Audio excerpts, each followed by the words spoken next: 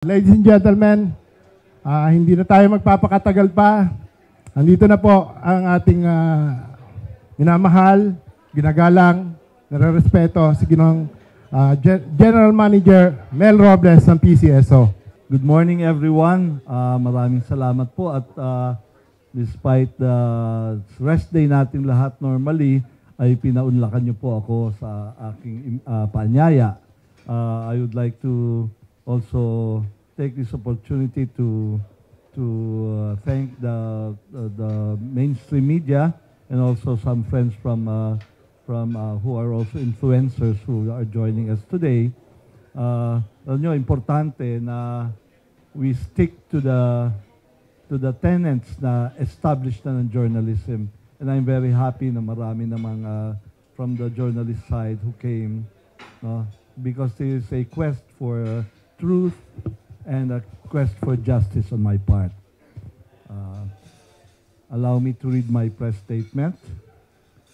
I, together with my wife Sherwill, have decided to file formal complaints of defamation and defamation per se, and false light invasion of privacy against vlogger Claire Contreras alias Maharlika before the Central District Court of California. Above and beyond anything else, these cases about our quest for justice and the defense of our name, honor, integrity, and reputation. For almost a year now, we have been subjected by Ms. Contreras to almost daily barrage of vicious, unjustifiable, and blatantly false online attacks through her YouTube channel called Boljak TV. Her actions have been characterized by malicious falsehoods and derogatory remarks aimed at tarnishing our character and integrity. She has called me various names that were meant to deride and demean my person and sully my integrity. Not content with calling me names, she has also made absolutely untrue and outlandish malicious accusations against me, such as stealing money from the people, contract killing, and even assisting terrorists. For the longest time, we had tried to keep our peace, knowing fully well that all her accusations were nothing but sheer lies and fabrications that were the products of her vile imaginations and hateful heart. We are human beings and we can only take so much. These assaults on our honor and reputation must stop. We are peace-loving and law-abiding citizens who have done nothing wrong against her for us to earn her senseless rage and contempt. We have names and reputations to protect, especially my wife, who is a private citizen and has dedicated herself to raising our children while also engaging in some philanthropic endeavors. Therefore, our course of action was to file appropriate charges against her. We have complete faith that the court of law would hand to her the punishment that she deserves, and the process vindicate us and help us restore our tarnished name and honor. Thank you very much. I will now welcome questions. By the way, we have in the press kit complaint and the press release to help you in making your stories. Sir, question. Michael Rogat po from Radyo Pilipinas. Sir, bigyan niyo lamang kami ng konting background nung pagpapile po ninyo ng kaso laban po rito kay Ms. Contreras. Well, simula nung January, actually, Christmas ito no? So, Christmas break kami, which we normally do kahit wala pa ako sa gobyerno. So, Christmas break, sinabi niya, nagpunta ako ng US, sinabi niya, iniwan ko raw yung pamilya ko para puntahan siya at ipapatay siya. No? So, normally, kung work-related, I wouldn't mind. Siyempre, it comes with the territory. I've been in government service before. Talaga naman kasama yan. Hindi ka pwedeng magbalat. Pero para sabihin niya, i-claim niya na I was there, na para ipapatay siya, medyo wala namang kinalaman sa trabaho ko yun. No? And plus, of course, without offering any proof. No, these are all allegations just because I'm there. Hindi ba pwedeng magpunta lang sa snow? Hindi ba pwedeng, I mean, it's just there. It was like as if that was my only purpose, no? So, ganun. This is very sad. Kasi sabi ko nga, hindi ganito ho ang Pilipino eh. Magalang po tayo eh. We are respectful in anything. Yung ginawa niyang yon at sinasabi niya pa na pinablatter niya sa FBI, sa LAPD, gano'n. We will see kung ano talaga yung inaano niya. And so I chose a very good lawyer whom I think has specialized sa ganitong klase, no? Sa reputation and brand management. So, kasi kailangan makita niya na hindi ko ito biro. Just because you can, you will.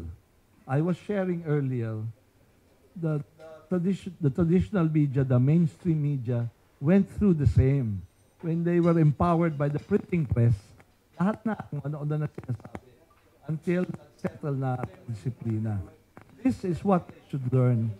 Just because merong capability ay gagawin na. Hindi po. There are limits to everything we do. So I chose nga, recommended by a friend, to hire the lawyer, si Camille Vasquez, who is, is very popular now. And because she was able to win a case without even mentioning the name of her client, no? So she must be really good. And it took a while before she took on my case, our case, kasi pinag-aralan niya rin po eh. Pinag-aralan niya rin po kung if it's a good case. So I think she saw the merit ng kaso. That's why she took the case. Sir, last question on my part. Kung sakasakali mapapatunayan doon po sa kasong ipinail po ninyo, ano po ang magiging parusa ni Mahardika diyan po sa kasong yan? Well, sa states kasi, only the state can file criminal charges. This is the only recourse that we have as of now. It's a civil case. So, we will sue for damages dito. Pero iba sa US, no? If natalo ka, lahat ng properties mo will have to pay for that. And including kung kulang, even future earnings, makukuha yun. But I think that's too early. I think we'll have to focus on the issue at hand, which is I filed a case against her. And let's see how things develop.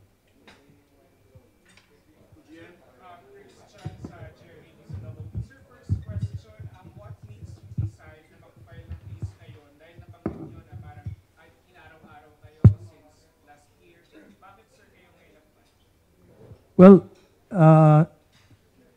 she published the picture of my daughter, who's 13 years old, among other things. But I think that broke the camel's back, no? Walang ganunan, di ba? You are accusing me of hiring and killing you, committing murder, and then you expose my daughter. Pag naging victim ng crime, I don't know. Ano yan? Ano bang klase yan? Walang kinalaman yan. They were there on a holiday. No? And then, para lang maka-content. No? So, I think, at hindi lang yan, no? I think all the reputations, kasi tinuruan ako ng tatay ko na di bali nang mawala ang yaman, wag lang ang ngalan. No? So, importante sa akin yan, no? Na ipaglaban ito sa paraan ng hindi ng paraan na ginamit sa akin. In the most civil way that I can imagine. No? So, we'll have to respond on the right response. No? Pag binato ka ng bato, hindi pwedeng bato rin. No? We'll get the response na angkop sa atin, sa ating pagka-Pilipino. We will do it the right way. We'll do it the proper way. And there is a law that is prevailing. And we are anchoring our hope na bibigyan tayo ng katarungan sa ginawa niya. Sir, quick follow-up. Bakit sa tingin niyo kayo yung tina-target ni Maharlika among other government officials? The answer is, I don't know. I don't even know her. Nakita ko lang siya ng campaign, mga 2 or 3 instances. Na-interview niya pa nga ako after when the results were in dun sa aming quick count center. So I really don't know. Magiliw pa siya, but I really don't know her. I just met her nung towards malapit sa eleksyon. So I don't know her. She doesn't have any evidence, any factual basis for her statements. Siguro, let's see her do the jury trial kung anong sasabihin niya. I want to hear her side. Sa totoo lang, I want to know why is she doing that? So much vile. Masyadong ampalaya. Hindi ko maintindihan. Hindi ko alam kasalanan ko sa kanya. No? And if you talk about my performance, she should just read our performance sa agency that I hold. Malayong-malayo yun sa katotohanan ng allegations niya. So, I really don't know. Kaya, let's see. I want her to, in fact, this is a very good chance for her to prove what she is saying. I think she will also benefit from this. Val Gonzales po, DZRH. Pwede bang malaman namin kung ano na po yung negatibong epekto nung pagbanat niya sa inyo sa kanyang social media account? Especially nabanggit ninyo na pati yung anak ninyo ay picture niya ay pinablis na sa kanya niya. Well, ako naman, I will not wait for things to happen. I have to keep my family safe, no? And I have some measures na ginawa na rin. Pero I think para lang naman dun sa nakakakilala sa atin, wala naman tayong problema, no? Actually, sila ang mas worried sa mga sinasabi. Pero doon naman sa hindi nakakakilala, kawawa naman yung pamilya ko, no? Na i-accuse mo lang basta-basta. She is accusing me of murder or planning to commit murder. Hindi naman fair yan. Dahil lang nasa US ako. Yun lang ang ebidensya because I am there. And no other thing, no? So, ang epekto sa amin is really scary, no? Especially when I was there. Kung merong magmaigay na sabihin, ikaw pala magtatangkang kumitin ng buhay. O di, alam niyo naman sa mundong ito, marami na ring taking it upon themselves, no? So yun ang it instituted fear sa amin. I felt that my reputation was tarnished because, for example, in PCSO, nakatulong po kami sa almost 300,000 individuals, mostly hospitalization. Sumasakit po kami ng buhay. It is very unthinkable for me na ganun lang ka-casual sabihin na magpapapatay ako ng tao. When we take pains para tulungan ng mga taong gumaling, makasagip ng buhay. Yun ho yung disconnect Kaya sa tingin ko, hindi ko dapat payagan ito basta-basta. Ang trabaho po namin, the nature of my job, is to help people, most especially yung mga na-hospital po. With 300,000 people na natulungan namin last year, and syempre ngayon din, no? Ano ang magiging basis nun? Why will it be so easy for me to do or even intend to do what she is accusing me of? So, yun ang epekto sa akin yan, no? Kung sakaling makarating itong pangyayari ito kay Maharlika, meron kayong gustong iparating sa kanya na mensahe? Hindi na siguro. I think the process has started, no? Let's just allow the process. Una-una, hindi ko naman siya kaibigan. Hindi ko siya talaga kaibigan. Kung susumahin mo, wala pa kami 15 minutes nagkita yung encounters namin. It's really very casual thing, no? Puro pakain lang meals siya nung na-meet ko siya So, hindi ko talaga, I really don't have any encounter with him. So, ito na lang proseso ang available sa atin Because she's taunting, I heard in one, demanda niyo ko sa US. She's taunting everybody na gano'n. Lahat ng kanyang sinisiraan, ina-accuse, doon niyo ko dalhin, di ba? So now I'm bringing justice to your doorsteps. Hindi ka kayang protektahan ng Pacific Ocean. I will bring justice and I will bring it to you. Just be brave enough she just has to be brave enough to harapin yung consequences niyan. Yeah. Anong specific charge ang ibinadyo kay Maharlika? Ilang counts? Ito yun, complaint for defamation and defamation per se and for slight invasion of privacy. Here nice ABS-CBN News. Sir, sa tingin niyo po, this has something to do with your association with the present administration. Of course, Maharlika is a critic of this administration. Well, I think it's a logical conclusion, no? Because I don't know her, she doesn't know me. The only thing na consistent sa kanya is that anything related with the administration, minamalay niya. So, it's a safe conclusion, I think, no? Hindi kailangan na masyadong to be a rocket scientist to arrive at that conclusion. So, yes, I believe it's that one, no? Yes. Sinasabi ka sa kampo ni Maharlika. Name, organization, please. Ano, vlogger JTV Comments from Filipino. Sinasabi ng kampo nila, the person behind this action is First Lady Lisa Marcos. Any comment on that, sir? What actions? My actions? Yeah. I mean, again, anong basis? I want to know. This is all about accusations without basis. Eh. Yan ang problema talaga rito. Eh. The core of this exercise is that a lot of allegations without basis. Now, allegation is not proof. You can have 1 million allegations with not an iota of proof, then ang hindi yun ho ang hinahanap natin.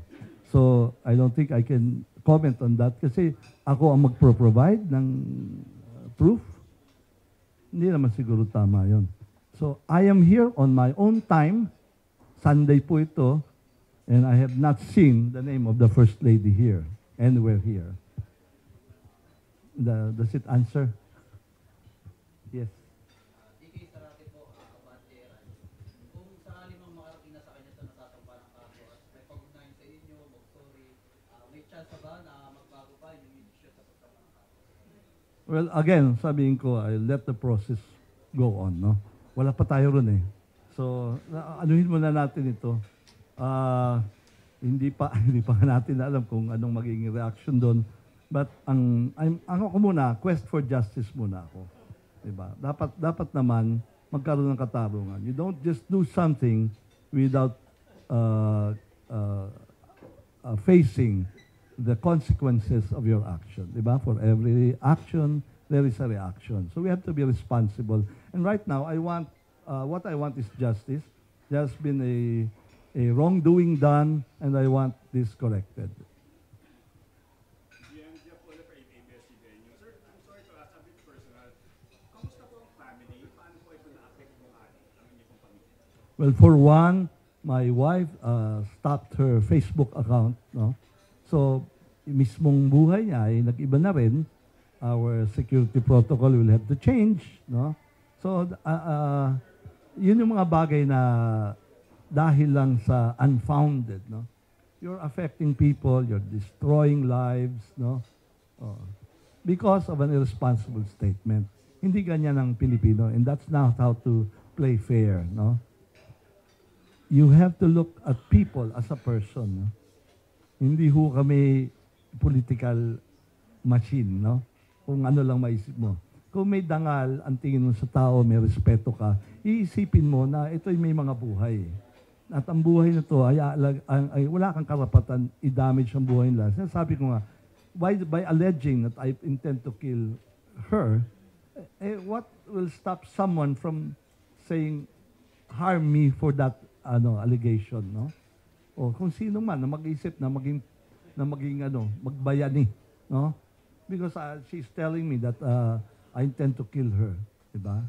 So yun yung sasabi ko, you have to respect the person, lalo na kung ang ebidensya mo lang because I was there, no?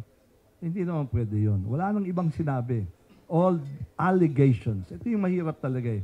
When allegations were being passed on as proof, magkaiba po ang allegation sa proof. Kaya itong fake news talaga is something very, very prevalent now. Ito ho yung quest namin eh. Labanan ho ang fake news. Whether you're traditional media or whether you're a vlogger, it will all boil down sa pareho. Ang lamang lang talaga ng traditional media or the mainstream media is that there are levels of control or I say of validation, no? May gatekeepers, no? Kaya nga kaya nga may reporter, you have to cover para hindi maging hearsay. Kasi tao namin nandun. He heard it. He saw it. Yun ang malaking pagkakaiba. That's why kailangan i-cover eh. Hindi naman ho kino-cover basta-basta. But the organization can stand by the word ng tao nila. Hindi, sinabi niya yun. Nandun ako. Kinover ko nga. May video pa nga eh. Hindi yung video-videohan ah. But merong may proof talaga. And it has to pass on several layers. And I hope the vloggers can learn from that kasi that's the only way to endure eh. Credibility is everything. Kaya nga, pati ako eh, yung name, yung tinuro nga sa akin, mawala na ang yaman, wag lang ang ngalan. That all boils down to credibility, your integrity. And Follow-up question lang sana sa issue yung first aid sa kaso nito. Do you think this is, since Maharlika is a rabid anti-Marcos critic, do you think this is part of a broader plan to bring down the administration? I don't know her mind. Hindi ko mababasa yun eh. I can only talk about yung ginawa niya sa akin. Of course, they can plan. At anong gawin nila, they can plan. But sa ngayon, I cannot talk for them. I cannot speak out for them kung anong balak nila. So, but at hand, ito lang inaano ko that I will take action dito sa ginawa niya sa akin.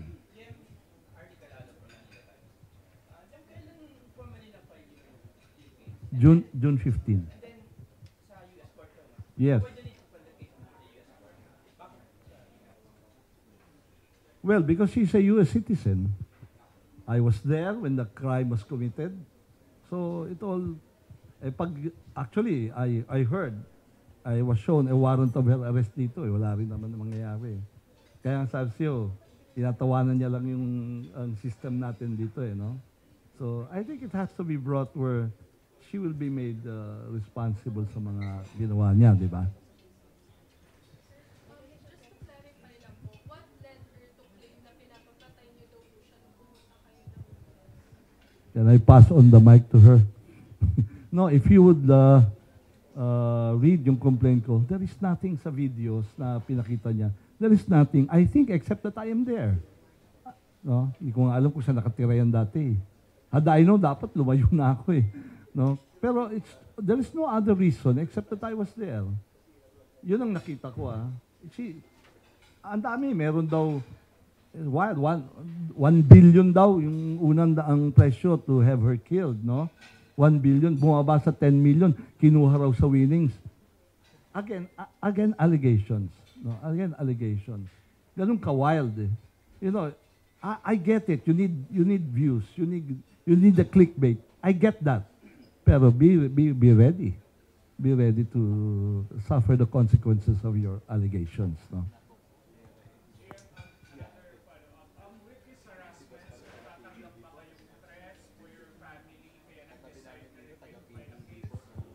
Well, yes, actually. Because there are some groups na sabihin, oy, ganyan pala siya pala ganyan, no? So sasabi ko, ito yung mga taong ito, pag ito nagbayani, no? Nagbayani, and they think they're doing the country a service, masama yan. So that's bad. It will really threatening talaga yan. GM, aside from Contreras or Maharlika, may iba ba po mga online personalities kayo ang titignan ng legal team? Right now kasi ito, siya yung pinaka, I think she's the queen of all the queens. Nobody. I tell you, I have been in a student of Philippine journalism and media. I have never seen anybody as brazen, na wala talagang kakurap-kurap, who will say something without offering any evidence. And then pag nahuli, iibahin na naman kagad. Hindi pa nga natatapos yung first allegation, nothing proven, napahiyan, then she'll shift to another. So this is the ultimate thing ko. Ultimate ito who has never, walang, I don't know, kasi when you say something, you must back it up a bit, no? Logical yun. Why did you say that? Ito wala, basta sinabi niya, no? And that's it, sinabi niya. Oh, meron siyang itong ebidensya lagi, may puting ahas. Pwede ba yun? Puting ahas, no? So, lahat ng source ay puting ahas, no? And then, kaya nga, let's see in the proper court in the proper forum, tingnan natin anong hawak niya. Baka totoo. You'll never know. I'm sure sa kanyang pantasya, totoo lahat ito. But we will put it out in the open. We will challenge that. We will scrutinize that. Tignan natin. No? Yung fake news na pinapakawalan. No? We will see. And then don't take my word for it. Let's put it in a forum. Sir, ano po yung naging legal basis ni Maharlika? Bakit tinawag kanyang corrupt puno sa PCSO? Paki-introduce lang yung sarili natin bago tayo mag-question. My name is Mina Alicia Vlogger. So, ang tanong ko po kay Sir Mel Robles, ano po yung naging legal basis ni Maharlika? Bakit tinatawag kanyang corrupt? Ano po yung nakita niya sa'yo na wala ka naman atang ginawa, di ba? Hindi, alam niyo, sabi ko nga, if it's work-related, lahat ng noise, I can take that. No? Pero, I have never been convicted of any court of law, and in fact, wala rin naman akong pending case regarding the job sa draw. No? That it would be very easy kung meron yan. So, hindi ko talaga alam anong basihan niya. Sabi ko nga, again, there are all allegations. We have yet to see kung ano po ang magiging batayan ng allegation. Kasi parang it's so easy to allege na bahala na yung storya. Don't let the truth get into the way of a good story. Yan yung irresponsible way of handling the story. No? But you will not endure. Hindi ka lalayo niyan. Because people know. Napikon po ba kayo sa pagtatawag niyang corrupt ka daw po? Hindi. Kung per se, lalo na kung Pilipinong taxpayer, that's their opinion. Pero if you, to a point na nagmamalain ka na, no? Kung opinion mo yan, okay lang siguro yun kung opinion mo yan. But you have to label it as such, no? Pero yung, kaya kong palagpasin yan eh, no? Kasi hanggang walang factual basis eh. Ang mas mahirap yung threatening na yung ako ay mamamatay tao na, at syempre, that will elicit another response, no? Ibang klase, ibang level na ito. So, yan ang tingin ko. I can take all the allegations ng work-related. Walang problema ron. Kaya kung nakita nyo, doon ako naka-focus. No? Yes. Sir Takero po from YouTube po. Sir, bali po, sinabi niyo po kasi kanina na pinag-aralan muna ni Camille Vasquez yung kaso ninyo bago niya tinanggap. So, naging malaking issue rin ba sa kanya yung mga naging kaso nung una kaya niya tinanggap? Like, yung kay Poy, tsaka kay Abel. Well, I think alam din nila yun. They're also aware. They are also aware of that, no? So, yeah, and nabanggit din nila yun that si Claire Contreras as two other pending cases, no? So, aware din sila ron. Part ng pag-aaral nila.